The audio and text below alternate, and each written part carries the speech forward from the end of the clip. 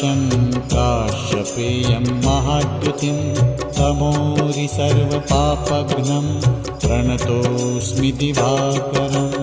ॐ ह्रां ह्रीं ह्रौं स्वः सूर्याय नमः।